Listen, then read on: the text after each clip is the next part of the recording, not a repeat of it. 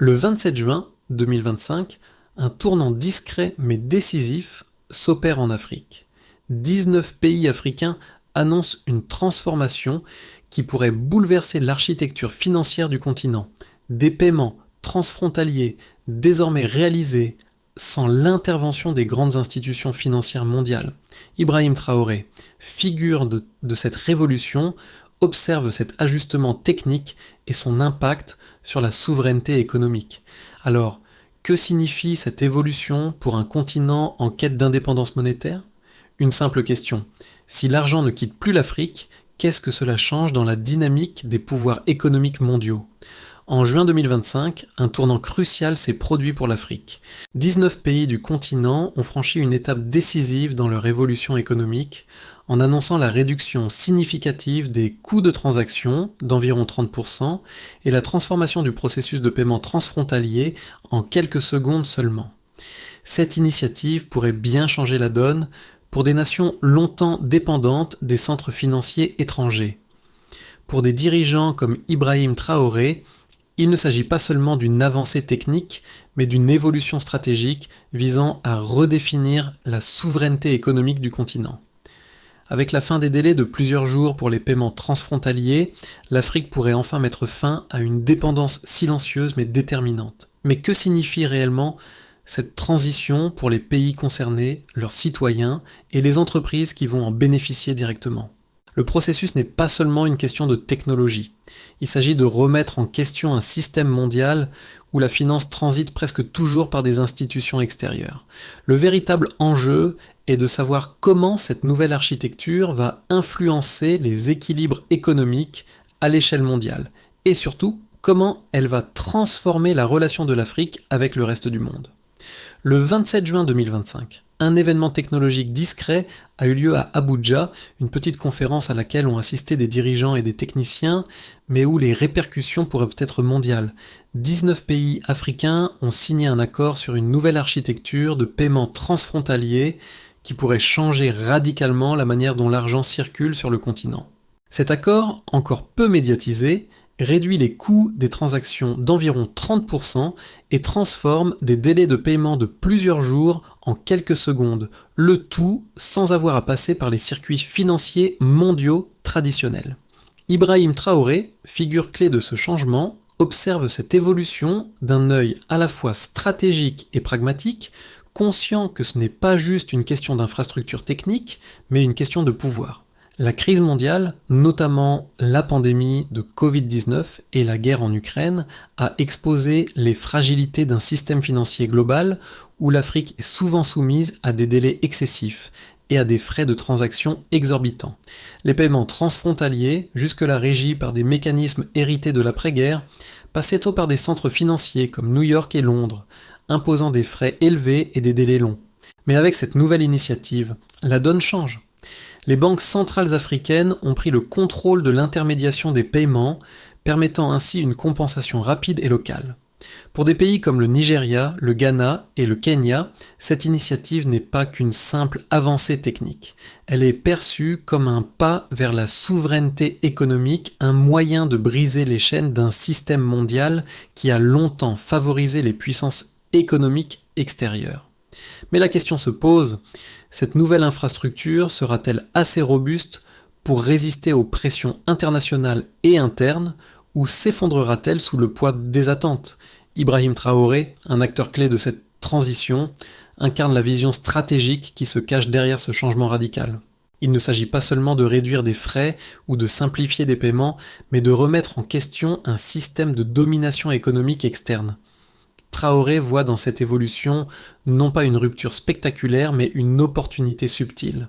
Une chance de restaurer une autonomie monétaire longtemps compromise. Sa vision est claire, l'Afrique doit prendre le contrôle de ses flux financiers sans s'appuyer systématiquement sur des institutions étrangères. Pour lui, cet ajustement technique représente bien plus qu'une simple innovation. C'est un pas vers la souveraineté économique réelle où les pays africains ne sont plus contraints par des intermédiaires financiers venus d'ailleurs. Au début de l'implémentation, les impacts sont déjà visibles, même s'ils restent discrets. À Abuja, les techniciens qui supervisent le STIEM la mise en place du nouveau système commencent à observer des résultats concrets. En seulement quelques semaines, les paiements qui auparavant prenaient 5 jours ouvrables sont désormais validés en quelques secondes.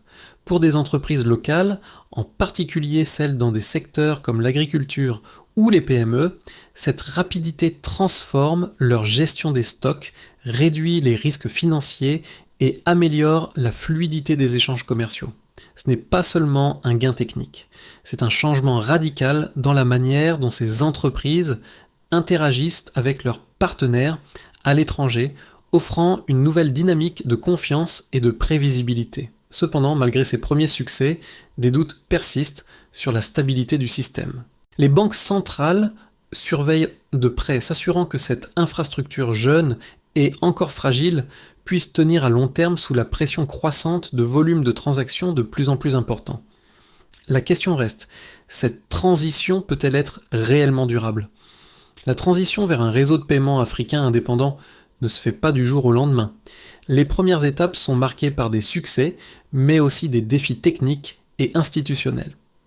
Le 27 juin 2025, à Abuja, des dirigeants de 19 pays africains ont signé un accord qui marque un tournant dans l'histoire économique du continent.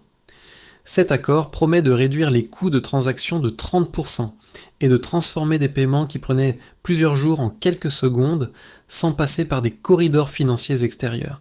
Mais cette avancée n'est qu'un début. L'architecture des paiements mondiaux, qui a longtemps imposé à l'Afrique de transiter par des centres financiers étrangers comme New York ou Londres, commence à se fissurer.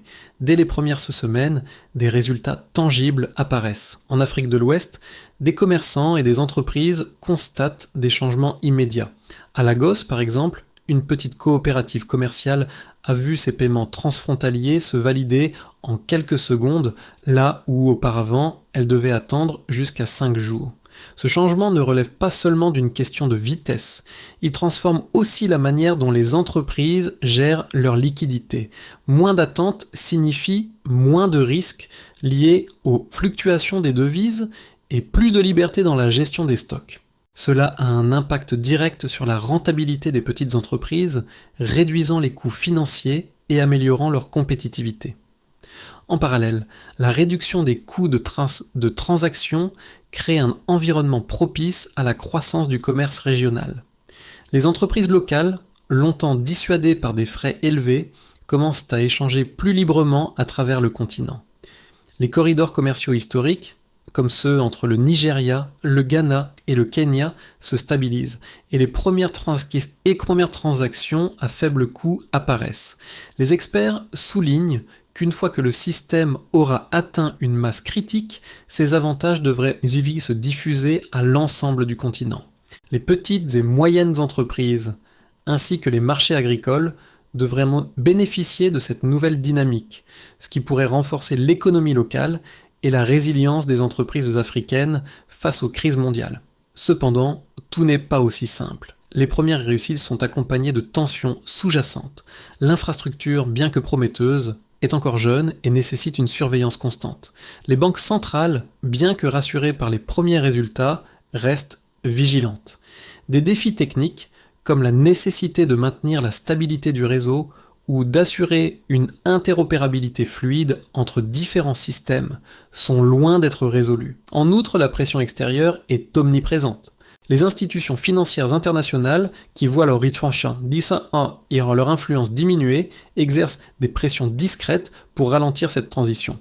Malgré cela, la détermination des dirigeants africains, avec des figures comme Ibrahim Traoré à leur tête, semble inébranlable. Le 27 juin 2025 marque donc le début d'un long processus, mais les premières étapes montrent que la transition vers une infrastructure de paiement locaux est non seulement possible, mais déjà en marche. Les premiers tests sont concluants, et les preuves fonctionnelles s'accumulent. Pour Ibrahim Traoré et ses alliés, ce n'est pas une fin en soi, mais un début. L'objectif est clair, affirmer l'autonomie économique du continent, réduire la dépendance à des intermédiaires étrangers et établir une nouvelle norme financière pour l'Afrique. Les premières preuves de l'efficacité du nouveau système de paiement panafricain sont maintenant visibles à travers des données quantifiables. En seulement quelques mois, plusieurs indicateurs montrent l'impact réel de cette transformation sur les économies africaines. Premièrement, les coûts de transaction ont été réduits de manière significative, atteignant une diminution moyenne de 30% sur de nombreux corridors commerciaux. Cette baisse est loin d'être marginale. Dans un continent où les frais de transfert peuvent atteindre des niveaux bien supérieurs à la norme mondiale, cette réduction permet à de nombreuses entreprises, surtout celles de taille petite à moyenne, de libérer des fonds auparavant capturés par des intermédiaires étrangers. Cette économie se reflète directement dans la gestion de la trésorerie des entreprises, renforçant leur compétitivité à l'échelle régionale. Un autre indicateur clé est le temps de règlement des paiements. Avant l'introduction de cette infrastructure locale, les paiements transfrontaliers en Afrique pouvaient prendre jusqu'à 5 jours ouvrables pour être validés. Désormais, sur les corridors les plus développés, la compensation des paiements se fait en quelques secondes. Ce gain de temps est fondamental pour le bon fonctionnement des chaînes d'approvisionnement, notamment dans des secteurs sensibles comme l'agriculture ou le commerce de détail, où les fluctuations de devises et les retards de paiement peuvent entraîner des pertes importantes. Pour ces secteurs, chaque seconde compte, et cette évolution a permis de rendre les transactions beaucoup plus prévisibles, réduisant ainsi le risque de gestion. Les premiers résultats sont particulièrement évidents dans les pays comme le Ghana, le Sénégal et le Kenya, où les volumes de transactions ont augmenté de manière substantielle. Par exemple, les transactions entre le Ghana et le Nigeria ont vu une augmentation de près de 20% en volume dès les premiers mois de déploiement. Cela a permis à ces économies de renforcer leurs échanges commerciaux, favorisant ainsi une intégration régionale accrue. En outre, l'écart entre les coûts de transaction des paiements locaux et ceux des paiements transfrontaliers a progressivement disparu, ce qui a renforcé l'attractivité du commerce intra-africain. Un autre aspect intéressant est l'impact sur les réserves des banques centrales. Avant cette initiative, les banques centrales africaines devaient souvent recourir à des corridors financiers externes, exposant ainsi leurs réserves à des frais et à une volatilité qu'elles ne pouvaient pas contrôler. Aujourd'hui, avec un système de paiement localisé, elles ont la possibilité de conserver une plus grande partie des flux monétaires à l'intérieur du continent, ce qui leur confère une plus grande autonomie financière. En 2025, les banques centrales ont rapporté que la proportion de leurs réserves détenues à l'intérieur du continent a augmenté de 15% par rapport à l'année précédente. Cependant, ces résultats, bien que prometteurs, ne doivent pas masquer les défis qui demeurent. La croissance rapide des volumes de transactions a mis à l'épreuve la stabilité du réseau technique et des améliorations continuelles sont nécessaires pour garantir que cette infrastructure puisse supporter des charges plus lourdes à mesure que son adoption se généralise. En outre, la mise en place d'une interopérabilité complète entre tous les systèmes régionaux reste un défi de taille. Néanmoins, les chiffres actuels offrent une base solide pour affirmer que cette initiative est sur la bonne voie. Lorsque l'on examine les différents points de vue sur l'impact de cette nouvelle infrastructure de paiement panafricaine, deux arguments principaux émergent. Le premier, celui des sceptiques, qui souligne les défis techniques et politiques qui pourraient ralentir l'expansion de ce système. Selon eux, l'un des plus grands obstacles à cette transition réside dans la fragilité technique des infrastructures africaines. Les réseaux électriques instables, les défaillances de connectivité et les capacités limitées de cybersécurité dans certaines banques centrales pourraient mettre en péril la stabilité du système. En outre, la capacité des gouvernements à maintenir une coordination efficace à travers les 19 pays participants reste incertaine. Ces critiques estiment que même si les résultats initiaux sont prometteurs, les risques d'interruption et de vulnérabilité pourraient limiter l'efficacité du système sur le long terme, notamment lors de la montée en charge des transactions. Le deuxième point de vue, plus optimiste, soutient que ces défis sont tout à fait surmontables, surtout si l'on considère les avantages considérables qu'apporte ce système. Les partisans de l'initiative soulignent que la réduction des coûts de transaction et des délais de paiement offre des bénéfices immédiats et tangibles pour les entreprises et les consommateurs. En outre, le système donne à l'Afrique la possibilité de ne plus dépendre de centres financiers étrangers pour effectuer des paiements transfrontaliers. Cela renforce non seulement la souveraineté économique, mais également la résilience des économies locales face aux crises mondiales. Par exemple, la pandémie de Covid-19 a montré à quel point l'Afrique était vulnérable aux fluctuations des marchés financiers mondiaux. Un système de paiement interne, plus rapide et moins coûteux, pourrait rendre les économies africaines moins sensibles aux chocs externes. Le véritable enjeu, selon les défenseurs de l'initiative, réside dans la capacité de ces pays à s'adapter rapidement et à maintenir l'intégrité du système face à ces défis. En effet, la mise en place d'une infrastructure technique robuste, associée à une gouvernance cohérente et à des investissements en cybersécurité, pourrait permettre à ce projet de se développer et de s'intégrer progressivement dans les systèmes financiers mondiaux. De plus, les gains à long terme, notamment en termes de souveraineté monétaire et de réduction des dépendances externes, devraient surpasser les risques à court terme. Ainsi, même si des obstacles techniques et politiques demeurent, la vision des partisans reste claire. Cette infrastructure est l'avenir de l'Afrique. Elle offre une alternative viable aux systèmes mondiaux dominés par des acteurs extérieurs, tout en fournissant aux pays africains une plus grande autonomie dans leurs transactions économiques. L'impact de la nouvelle infrastructure financière en Afrique est déjà palpable. Dès les premiers mois du déploiement, les résultats ont dépassé les attentes. Mais la question fondamentale reste: jusqu'où cette dynamique peut-elle aller ? Si l'on observe les premiers chiffres, on remarque non seulement des réductions significatives des coûts de transaction, mais aussi une véritable accélération de l'intégration économique régionale. La fluidité des paiements transfrontaliers a ouvert des opportunités jusque-là inaccessibles pour de nombreuses entreprises, notamment les petites et moyennes entreprises qui profitent désormais d'un commerce régional plus rapide et moins coûteux. Pourtant, cette transformation est encore loin d'être totalement stabilisée. Le système doit encore surmonter des défis techniques et institutionnels. Les banques centrales africaines, bien que déjà satisfaites des premiers résultats, continuent de surveiller de près les risques liés à la montée en charge des transactions et à la gestion des volumes croissants. L'interopérabilité complète entre tous les pays participants reste un chantier à achever. Cependant, une chose est sûre, la direction prise est prometteuse. Si ces obstacles peuvent être surmontés, cette initiative pourrait bien redéfinir le rôle de l'Afrique dans l'économie mondiale et lui offrir une véritable indépendance financière. Les répercussions de la mise en place d'un système de paiement panafricain sont déjà visibles dans plusieurs secteurs de l'économie. Les premiers bénéfices tangibles sont la réduction des coûts et la réduction des délais de transaction, mais les effets secondaires, bien qu'encore discrets, pourraient transformer le paysage économique du continent à long terme. Dans des pays comme le Ghana, le Kenya et le Sénégal, les entreprises ont commencé à voir une différence notable dans leur capacité à effectuer des paiements transfrontaliers rapidement, sans les lourdeurs des anciennes méthodes. Cette fluidité des paiements a un effet direct sur la compétitivité des entreprises locales, particulièrement dans les secteurs sensibles au délai comme l'agriculture ou la vente de détail, où chaque retard peut avoir un impact financier majeur. Les économies locales bénéficient également de cette transformation.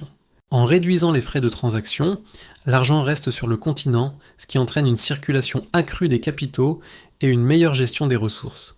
Les entreprises qui étaient auparavant découragées par des coûts élevés commencent à prendre part à des transactions intra-africaines, ouvrant de nouvelles voies pour l'intégration régionale. Par exemple, un échange commercial entre le Kenya et la Zambie, qui auparavant prenait plusieurs jours et était soumis à des frais élevés, peut désormais être traité en quelques secondes et à une fraction du coût initial. Ce gain de temps et d'argent réduit l'incertitude et le risque inhérents aux échanges commerciaux internationaux. Les petites et moyennes entreprises, longtemps prises au piège d'un système bancaire inefficace et coûteux, bénéficient particulièrement de cette nouvelle dynamique. Elles peuvent désormais effectuer des transactions de manière beaucoup plus fluide et à moindre coût, ce qui leur permet d'accroître leur rentabilité et d'étendre leur présence sur les marchés régionaux. De plus, les gains en termes de rapidité de transaction permettent à ces entreprises de mieux gérer leur trésorerie, ce qui réduit les pressions financières auxquelles elles étaient soumises. Cette transformation a un impact direct sur la résilience des petites entreprises face aux crises mondiales, notamment en réduisant leur exposition aux fluctuations de devises et en améliorant leur capacité à opérer sans être trop dépendantes des marchés financiers extérieurs. Les gouvernements africains commencent à voir les avantages politiques de cette nouvelle infrastructure. En réduisant la dépendance à des systèmes financiers extérieurs, ils gagnent en autonomie et en souveraineté monétaire. Les banques centrales peuvent donc désormais conserver une plus grande proportion des réserves monétaires sur le continent, ce qui leur permet de mieux gérer les crises économiques locales et de planifier avec plus de précision leurs politiques économiques. Cette autonomie accrue est d'autant plus importante dans un contexte mondial marqué par une volatilité économique croissante. Les décideurs politiques, comme Ibrahim Traoré, perçoivent cette évolution comme un moyen de renforcer la position de l'Afrique dans l'économie mondiale. Cependant, malgré ces avantages, des défis persistent. Le système de paiement, bien que prometteur, est encore dans sa phase de déploiement et nécessite une gestion prudente à mesure qu'il s'étend. La question de la durabilité à long terme reste un enjeu central. Les autorités devront assurer une interopérabilité totale entre les différents systèmes nationaux et maintenir une gouvernance forte pour garantir la stabilité. De plus, l'impact de cette transformation sur la géopolitique mondiale pourrait entraîner des tensions avec les puissances financières extérieures, ce qui pourrait compliquer l'expansion du système au-delà du continent africain. L'avenir du système de paiement panafricain semble prometteur, mais il n'est pas sans risque. En envisageant les 6 à 12 prochains mois, 3 scénarios différents peuvent se dessiner pour cette transition économique. Le premier, et le plus optimiste, est celui de la consolidation progressive. Dans ce scénario, le système continue de croître à un rythme stable.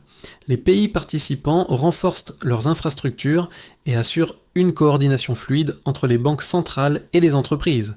Les gains en termes de coûts et de temps se poursuivent, et l'adoption du système par un plus grand nombre de pays africains permet d'élargir le réseau et de stabiliser les flux commerciaux.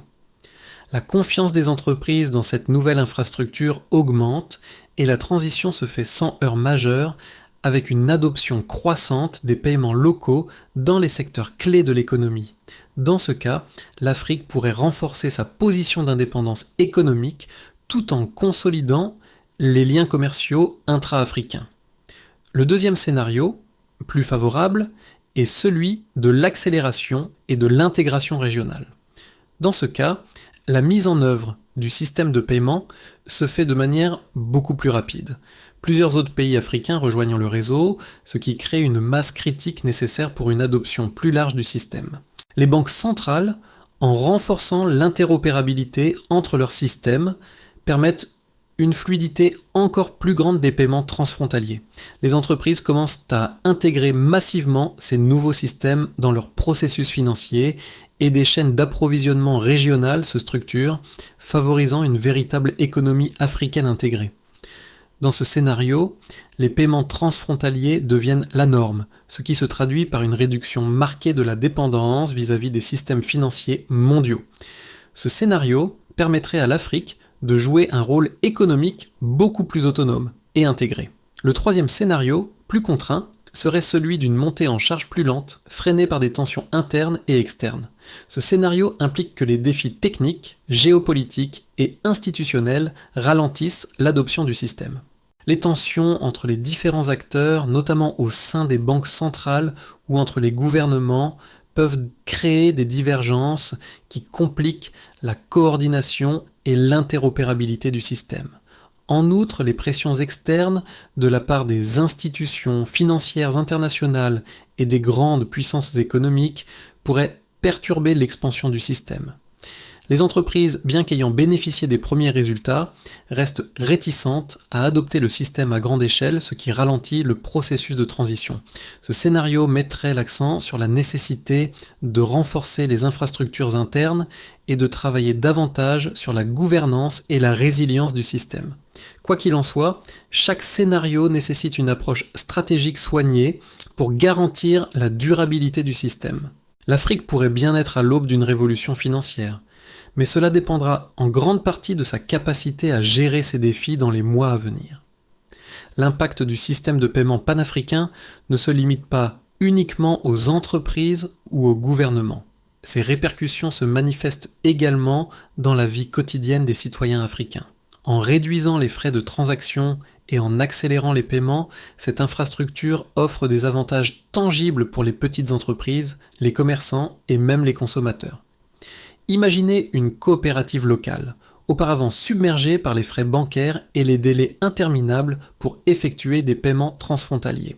Aujourd'hui, avec ce système en place, les transactions sont validées en quelques secondes, libérant ainsi une partie importante de leur trésorerie et réduisant les risques liés à la fluctuation des devises. Ce gain de temps et d'argent peut sembler insignifiant pour les grandes entreprises, mais pour les petites entreprises africaines, il représente un levier de compétitivité significatif, leur permettant d'étendre leurs activités sans se soucier des coûts cachés associés aux transactions internationales. En outre, ce système a un effet domino sur les économies locales. Moins d'attentes, moins de frais et des transactions plus fluides signifient une plus grande stabilité pour les entreprises. Ces petites améliorations se traduisent par une amélioration de la gestion des stocks, une meilleure planification des activités commerciales et surtout une réduction des marges d'erreur dans les décisions économiques quotidiennes. Pour les consommateurs, cela peut signifier des prix plus bas, des produits plus accessibles et une économie plus dynamique. Au-delà de ces aspects pratiques, ce changement symbolise un tournant dans l'autonomie économique du continent, redéfinissant la manière dont l'Afrique interagit avec le reste du monde. Ce sont ces petits changements qui, à terme, peuvent transformer radicalement la perception de la place de l'Afrique dans l'économie mondiale. Pour garantir la durabilité du système de paiement panafricain, il est essentiel de suivre un plan de développement structuré. La première étape consiste à renforcer l'infrastructure technique. Cela inclut l'amélioration des réseaux de connectivité et l'augmentation de la capacité des serveurs pour supporter un volume croissant de transactions. Les banques centrales, en collaboration avec les acteurs privés, doivent investir dans des solutions de cybersécurité robustes pour garantir la sécurité des paiements et prévenir toute forme de fraude ou de cyberattaque. La deuxième étape repose sur l'interopérabilité régionale.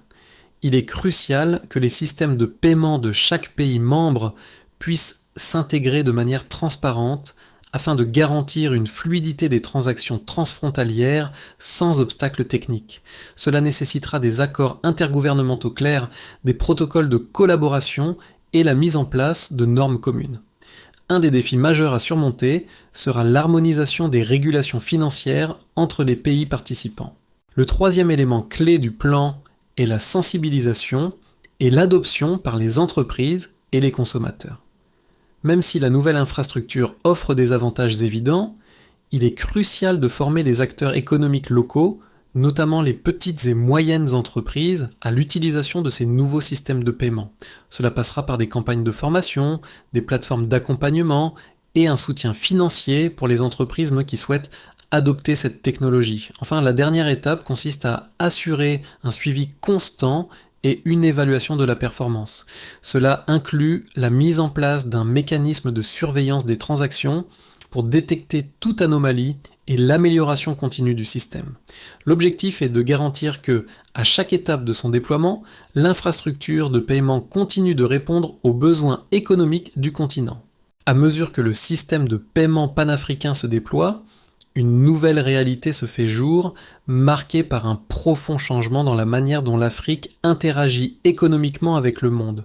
Pour des leaders comme Ibrahim Traoré, ce projet n'est pas simplement une avancée technologique, mais un symbole de souveraineté retrouvée, un moyen de se libérer des chaînes financières extérieures qui ont longtemps contraint le continent. Chaque transaction réussie est une petite victoire, une preuve que l'Afrique peut maîtriser ses propres flux monétaires, sans dépendre des infrastructures financières des puissances mondiales. Ce changement n'est pas immédiat, mais il est tangible. Les entreprises locales, les banques centrales et même les citoyens ressentent les bénéfices quotidiens de ce système plus fluide, plus rapide et moins coûteux. Ce n'est pas seulement une transformation économique, mais aussi un changement profond de paradigme. L'argent, qui circulait précédemment à travers des corridors extérieurs, reste désormais dans les économies locales. contribuant à leur dynamisme et à leur autonomie. L'Afrique, à travers des étapes petites mais décisives, écrit une nouvelle page de son histoire économique. Une page où l'autonomie financière n'est plus un rêve lointain, mais une réalité palpable, construite sur des actions concrètes et des résultats mesurables. Ce changement de paradigme en Afrique n'est pas seulement une avancée technique, c'est un défi collectif, une opportunité de redéfinir la place du continent dans l'économie mondiale. Alors que les pays africains franchissent des étapes cruciales pour garantir leur souveraineté financière, chacun a un rôle à jouer dans cette transformation. Pour les gouvernements, cela signifie soutenir cette infrastructure par des politiques adaptées et une gouvernance claire. Pour les entreprises, c'est l'occasion d'investir dans cette transition, de profiter des avantages qu'elle offre et de participer à une nouvelle ère de compétitivité régionale. Enfin, pour les citoyens, il s'agit de comprendre l'importance de cette évolution dans leur vie quotidienne et de soutenir ce système local qui peut façonner l'avenir économique du continent. L'avenir de l'Afrique se joue aujourd'hui à travers ses décisions et ses actions concrètes. Comment allez-vous, à votre niveau, contribuer à cette dynamique ? Ce n'est pas qu'un projet technologique, c'est un projet de société, une manière pour le continent de se réapproprier son destin financier. Ensemble, faisons de l'autonomie économique une réalité durable pour tous.